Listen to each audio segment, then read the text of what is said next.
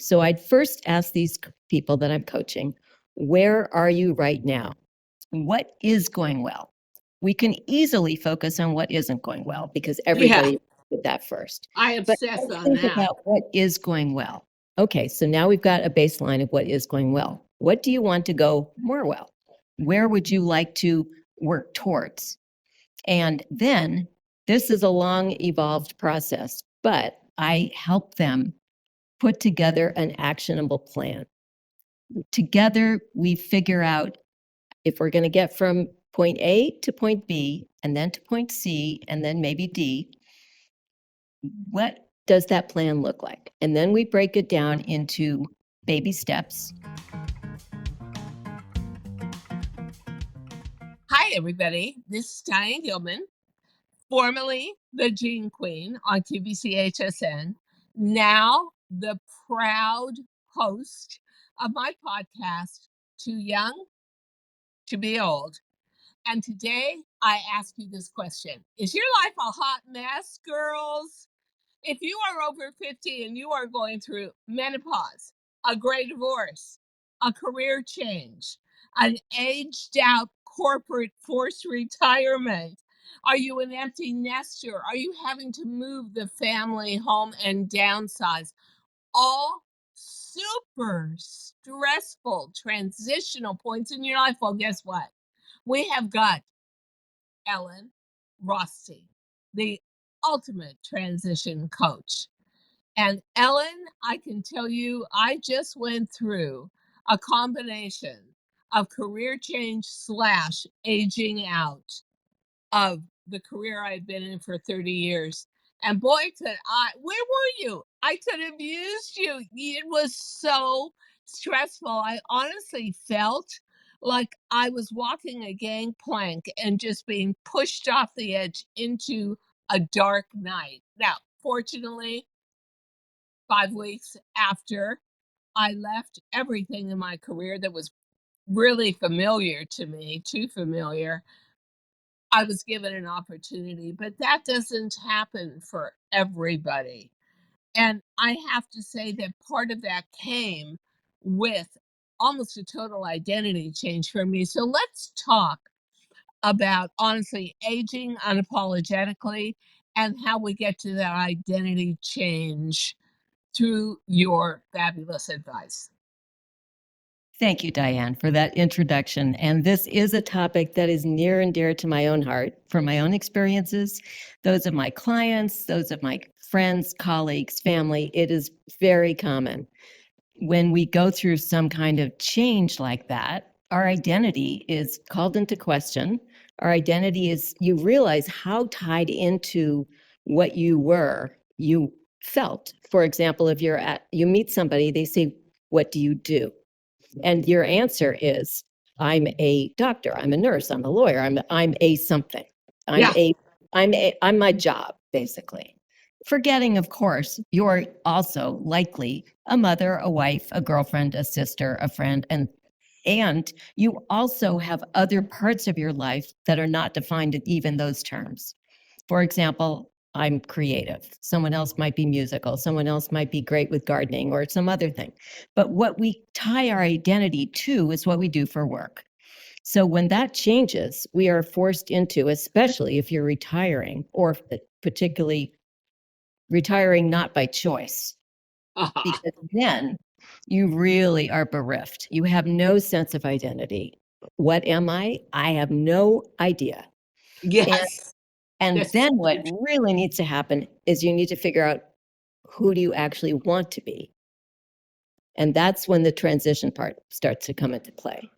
And when you talk about it, it really resonates with me. Aging unapologetically.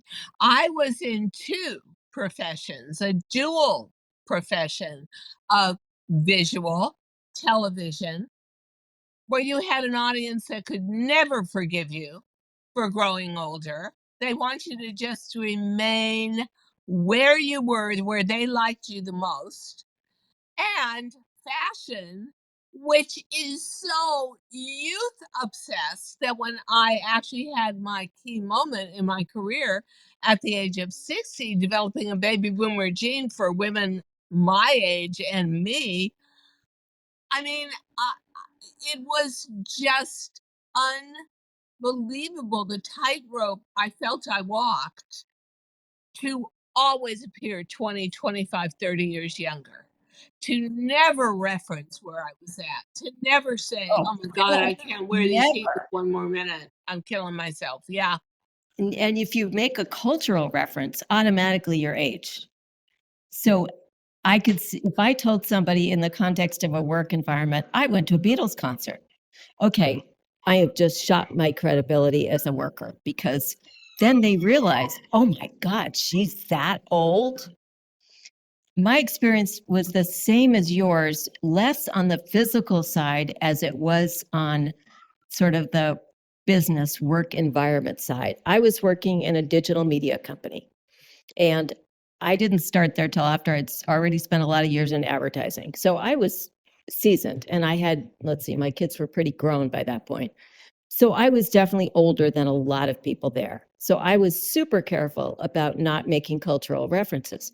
But what I found to be more important, even, is that I didn't feel appreciated for the wisdom and knowledge I had gained from all my years of experience. I felt like that was not valued. What was valued was youth and beauty Yeah. and the new people coming in, not the people that actually had a deep knowledge of the business.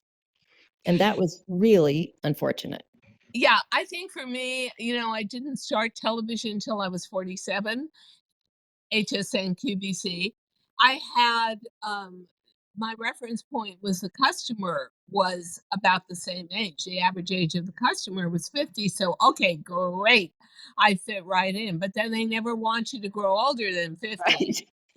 So, at 60, 65, I'm still wearing 4-inch Jimmy Choo spike heels on there. It's killing me. And, but you can't. You can't ever admit it. You can't ever grow old. And I put so much of my self worth into almost carving in stone. This is the age I'm going to stay for as long as I can, and when I can no longer stay there, I'm going to be totally devalued and have to leave. When in fact, I in turn contracted breast cancer in the meantime, so I came back to television. I had breast cancer at 72 and 73, came back at the very end of 73 years old, going into 74 years old, and then found, honestly, physically, it was just a really abusive schedule, 3 a.m., whatever. So I guess one of my discussions with you would be when you are aging out of a profession you're in, it is almost automatic that you wanna go right back into what you're familiar with. Like, if you're aging out of corporate, all you knew your whole life was corporate. That meant you were gonna get that paycheck every 2 weeks, and you were gonna get those benefits or dividends or that 401k. What do you say to women, to people, about not that you can't repeat your youth and you've sort of got to move on. As a transition coach, I mean, that's the first thing I would ask you. Where do I go now that is age friendly for the space I'm in at this point in my life? Diane, that's an excellent question. Thank you. I think I would start by having that woman, presumably a woman, but could be a man as well, really think deeply about what they care about. And I like to take people through my values exercise where they look at the values they feel are really most important to them. And they narrow it down to say 3 to 5. And these values can be honesty, communication, family, creativity, financial security, or whatever it may be. It doesn't matter what they are. All it matters is what do you really value? And what you value can help drive what you're going to do next, because that helps you understand what you care about and what direction you're going to feel most in sync with. So if there's something, for example, giving head, that could be a value. Say we've got a woman that has worked in a corporate setting for a long, long time, and she's clueless what to do next. But if she realizes that giving back is something that she's excited about, she might look for some kind of charitable organization that could Ha, use transferable skills. Because a lot of what she's learned in her previous life, as in the corporate world, is transferable. that's so interesting. I know someone that just did that and is so much more satisfied Yes. with life right now. Right. And it Yeah. is about trade-offs. I loved having a paycheck. I loved having a regular schedule and 401k and all that stuff. And benefits, particularly as we age, we really want health care.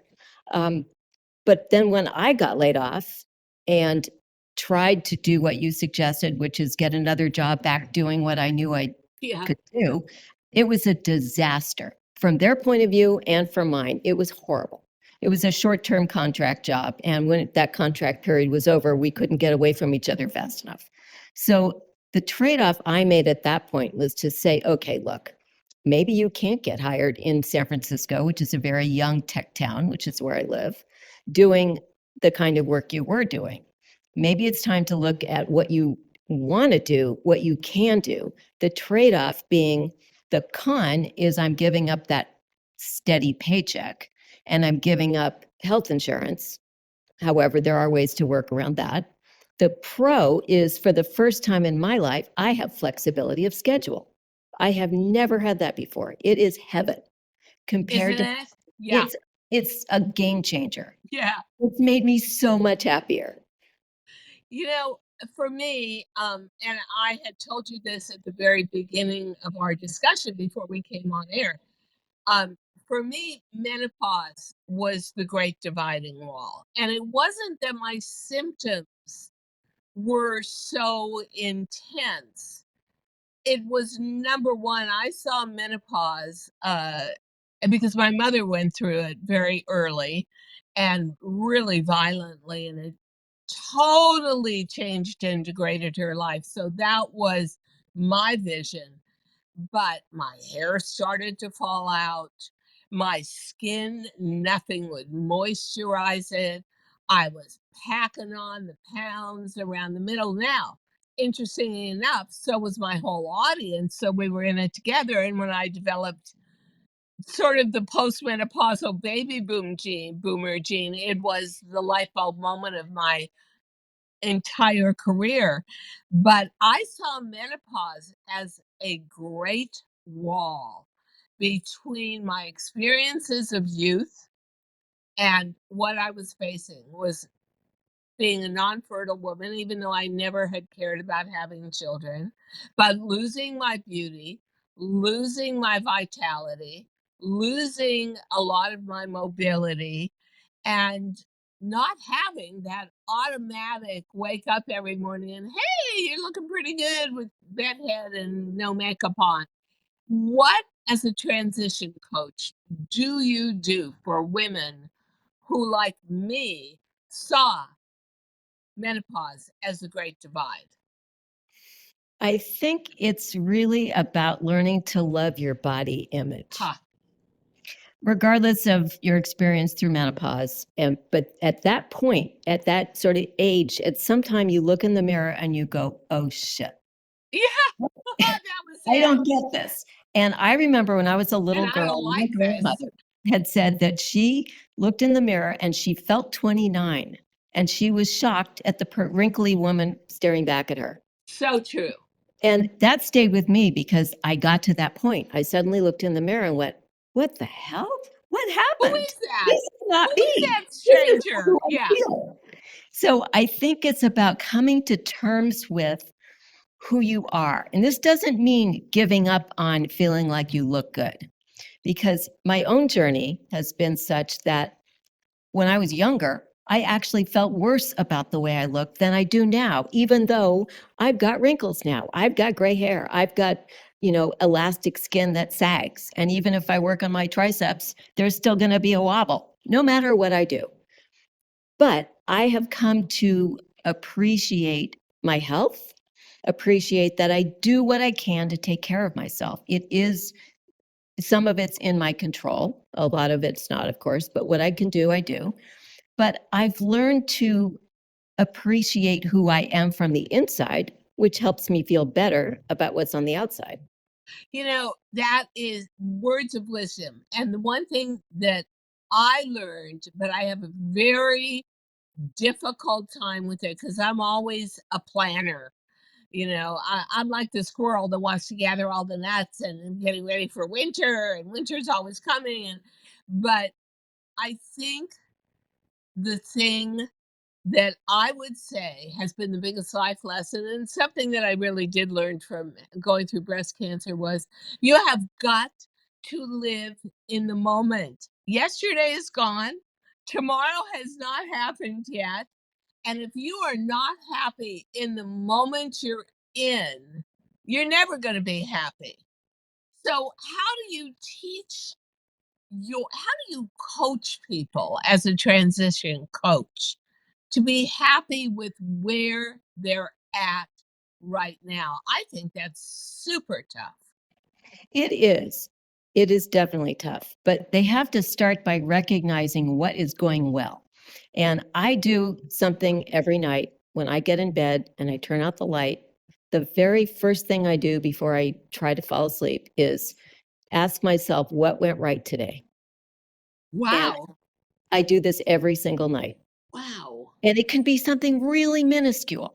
It doesn't have to be a big, huge, great thing that happened. But if I can make it past 5, because I, go like this on my fingers, um, and I know if I make it past 5, that was a good day. It doesn't matter how stupid and small the things are, but just things that I thought went well. And that sets me on a more positive outlook, more the glasses half full than the glasses half empty. So I'd first ask these people that I'm coaching, where are you right now? What is going well? We can easily focus on what isn't going well because Yeah, everybody did that first. I But obsess let's on think that. about what is going well. Okay, so now we've got a baseline of what is going well. What do you want to go more well? Where would you like to work towards? And then this is a long evolved process, but I help them put together an actionable plan. Together, we figure out if we're going to get from point A to point B and then to point C and then maybe D, what does that plan look like? And then we break it down into baby steps. And we've prioritized those baby steps and we've also given it a sense of timing. What's realistic? You're not going to accomplish something if it's not realistic. So let's be, first of all, super honest. If, for example, your relationships with your siblings aren't going well, and that's causing you stress, and that's something you really don't like, that's something that you can work on, but you're not going to fix it in 2 weeks. That's something that you can tackle. Same as if you want to make a job transition, a career transition, you can tackle those steps if we lay them out and look at them very realistically. And so I help my clients be accountable to themselves and to me on that It's a plan. very pragmatic point of view, and I'm a pragmatic girl. But when I decided to give up a career I was number one at and could have been comfortable till the day I died in for 30 years, I said to myself, oh my God, my business was my baby. I protected it, I nurtured it, I grew it, and now I'm sold it. I gave it up. And what am I going to do with the rest of my life? And boy, I was like the ultimate Empty nester. empty nester. And people really got to the point where it was like, oh my God, I just don't want to hear you whine about it one more minute. And then, of course, it turned out really good because I love podcasting. But do you find that there are people that you coach that were really invested in their career or the business they built, and they give it up for any number of reasons that involve age or circumstance, and they're suddenly an empty vessel and they don't know how Yep. to fill it again. Very common. That was me. I've had more than one client in that, actually several clients in that situation. It's very common to have no clue. What are you going to do? And one client I had this huge sense of guilt. She took an early retirement package from a major corporation. And then she's like, I'm too young. I still have to work. I still have to work. I need to get another full-time job. And we worked on that attitude. Where did that come from and why? How reality-based was it? And gradually we got her to the point that she could say, oh, maybe I don't have to do that. And what do I want to do instead? And she was so grateful to give up that sense of burden and guilt.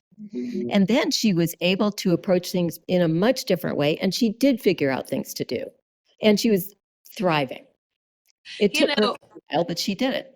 My first encounter with not having a full work day was number one, having breast cancer. So I didn't work for 9 months, 10 months. But the minute I got back to television, and I went on much sooner than I might have liked to, but that was the deal. Hey, COVID hit. So now suddenly you're not flying down to a TV studio. You're not flying to Europe because I did TV all over the world, but I had to be there physically. Now you're on a form of Zoom or Skype, and my God, you've got all this time. And it was like, oh, so this is what people feel who don't work. Yeah. I don't know. I think I could get into this groove. So I still had a career, but I wasn't spending days trying to get to another country or get to another state or get to that TV studio. So I could still fulfill what I felt were my responsibilities and where my talent lay.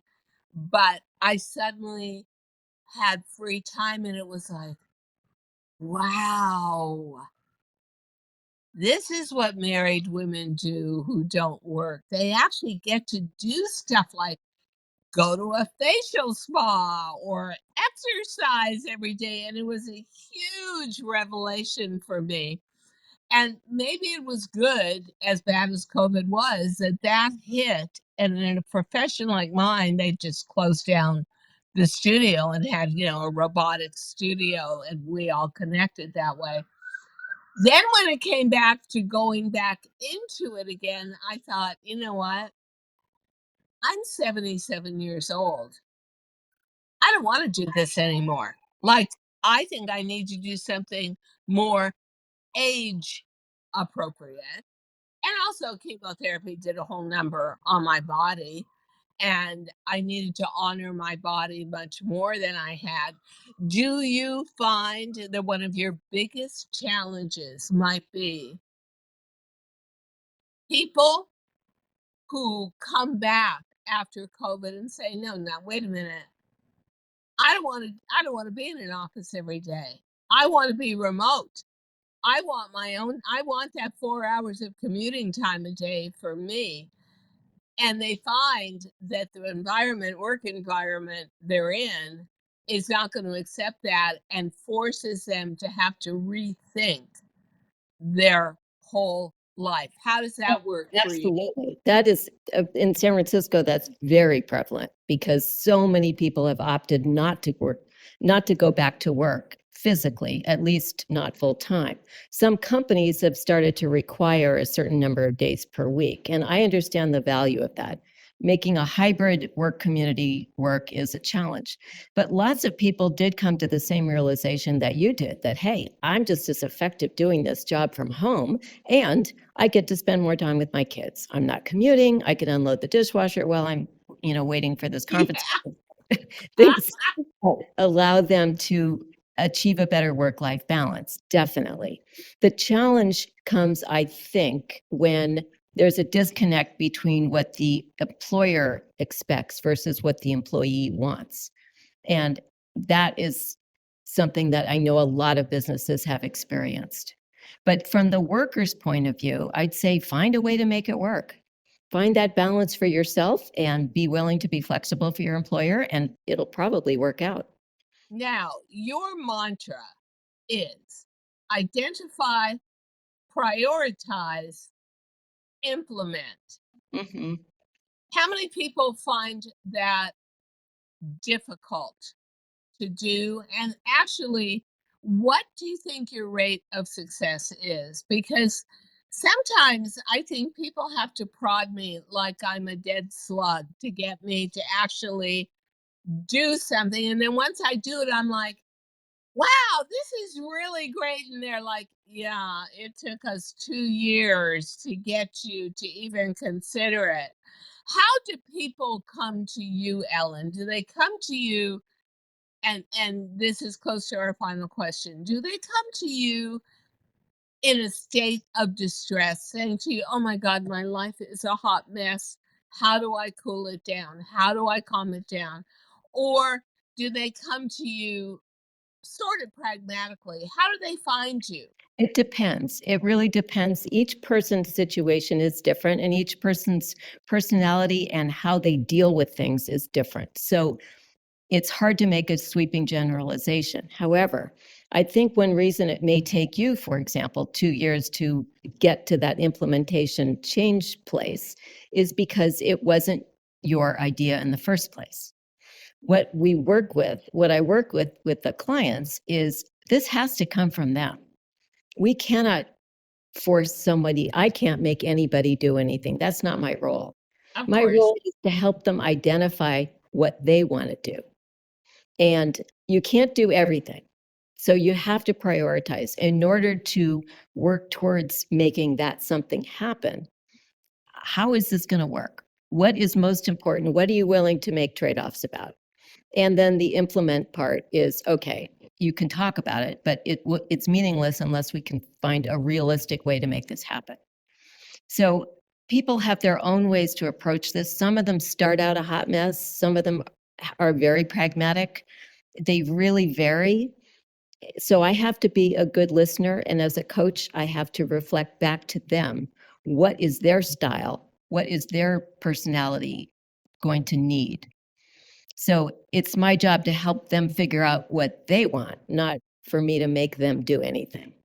For me, I had been obsessed, and frankly still am, with fashion my whole life. Oh my God, my biggest goal in life was to be a well known, well worn fashion designer. But when I decided I needed to leave the industry, I gave up my right to design fashion going forward and my name on a label.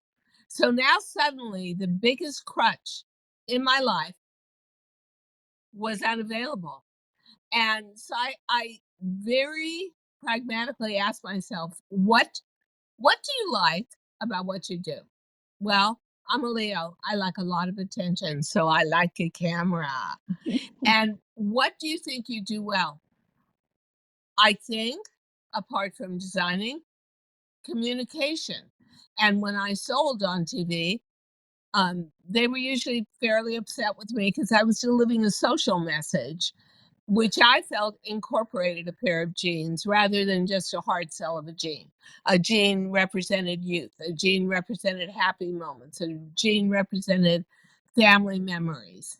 And so I thought, I don't know anything about social media, but I do like podcasts. And could I actually do one? And then, weirdly enough, 4.5 weeks after I walked away from that career of 30 years, my dream career, someone said to me, you should be doing podcasts.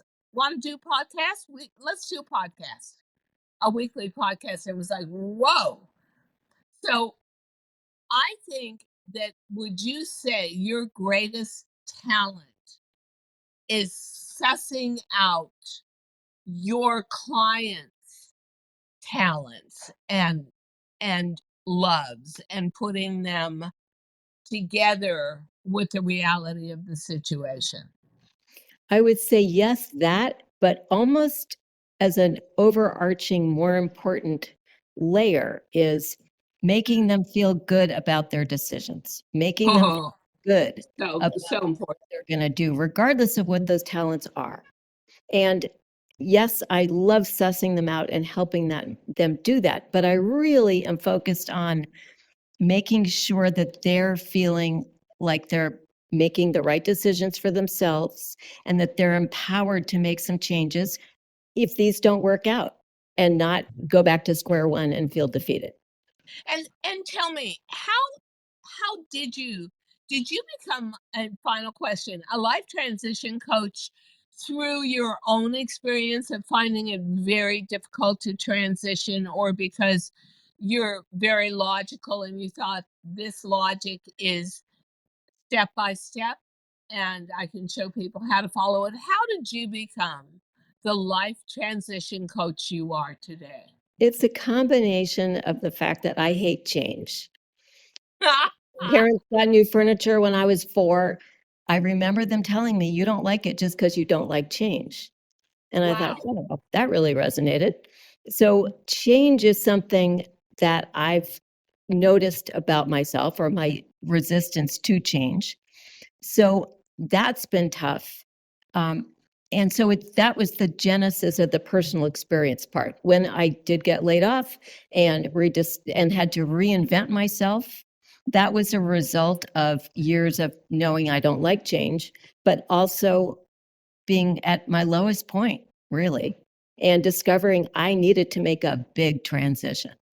So, yes, and I've made, of course, lots of transitions between being 4 and getting laid off when I was much older. How But old were you when you got laid off, if I could okay, ask let you? me think about this. I was, let's see, don't remember the exact year, but I think I was probably about 60, or maybe 62, something like that. So I was definitely older than a lot of the other people who got laid off at the same time. But it was like, whoa, I did not expect to have to reinvent myself at this age. Yeah, yeah, yeah. I felt that way at 10 years older at 72. When I got breast cancer, got through it and got out of it and thought, you're not the same person physically, visually, or mentally you were when you went into this. And I did not expect I was going to have to reshift Yeah. everything that made me me. And one last question, because it's something I so suffer from, and it could be because I'm on screen all the time. Body dysmorphia Hmm. after a certain age. And As older women, we have no one to look at. So when I look at my body, the only things I'm looking at on social media, on television, in a movie, I'm looking at women who are 40 years younger than me and spend 12 hours a day in the gym. And I'm always so angry at myself and disappointed in myself. And for God's sakes, I'm 78. I'm almost 80, but I am still yep. fighting with my own body image. Just one last piece of advice, I promise. How do you allow yourself a healthy body image at any age At past 50? any age. I started grappling with this when I was 16. I had a creative writing teacher that gave me an assignment to write about my body. It was devastating. She said, "Write about the parts you like and those that you don't." Well, at that point, I didn't like anything. Yeah, But as I right. grew older, I discovered there are parts of my body I do like. I do have some things going in my favor. Other parts they are what they are. It's a certain amount of acceptance, which is not the same as resignation. But there's a certain mix of the parts I'm proud of, I feel good about, the parts I can't do anything about, I accept. And the parts and the rest of it is just sort of a daily shifting perspective. I'll look in the mirror some days and I'll go, "Oh my God, you look terrible." I'll look other days and I'll think, "Oh, you're not so bad." And I do what I can. I stay as healthy as I can. I do exercise. I try to keep my weight in the range I like, which I can do now better than I used to be able to do. True. Make sure that I wear clothes that make me feel good. I love wearing makeup and jewelry and nail polish. A lot of Me women too. Me don't. too. Whatever works for you individually.